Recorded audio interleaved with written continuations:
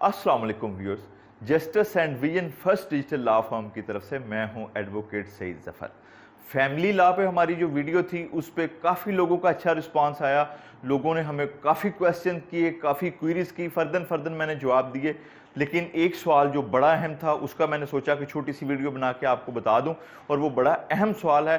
काफ़ी दोस्तों ने किया, डिफेंस से मेरे दोस्त थे, कुछ गुलबर्ग से हमारे क्लाइंट थे, उन्होंने बड़ा हमें स्पेशली कहा कि आपने काइंडली हमें इसका जवाब दीजिए, तो मैं उस पर थोड़ा सा बताता हूँ। एक सवाल है कि उन्होंने पूछा था कि तलाक, खुला और जो एक म्यूचुअल अलहदगी होती है, इसमें क्या फ़र्क है। तो तीनों जो चीज़ें हैं, जो डाइवोर्स है, जो खुला है, या जो म्यूचुअल एक सेपरेशन है, ये चीज़ एक ही है, नाम डिफरेंट है।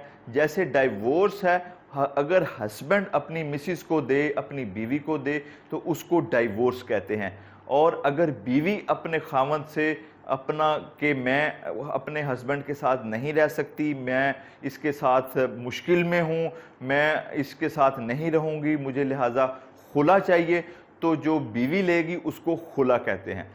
और अगर एक तीसरी, जिसको बाहमी तौर पे एक अलहदगी का नाम दिया जाता है, अगर कोर्ट की तरफ से भी कह लें, लेकिन है वो डाइवोर्स ही, लेकिन उसको एक अच्छा नाम दे दिया गया है।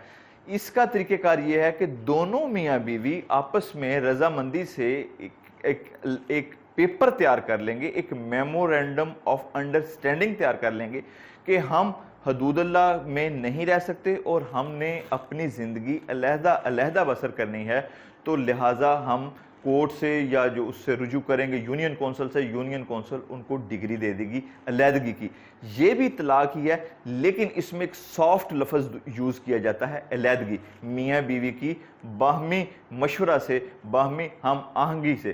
तो इसमें अगर आपको हमारी वीडियो अच्छी लगे तो इसको लाजमी तौर पे शेयर कीजिएगा। इस पर कोई क्वेश्चन है, कोई क्वेरी है, आपने लाजमी तौर पर पूछना है। और अगर आपको हमारा ये जो पेज अच्छा लगे तो इसको लाजमी तौर पर आपने कमेंट करना है। बहुत बहुत शुक्रिया, थैंक यू, अल्लाह हाफिज़।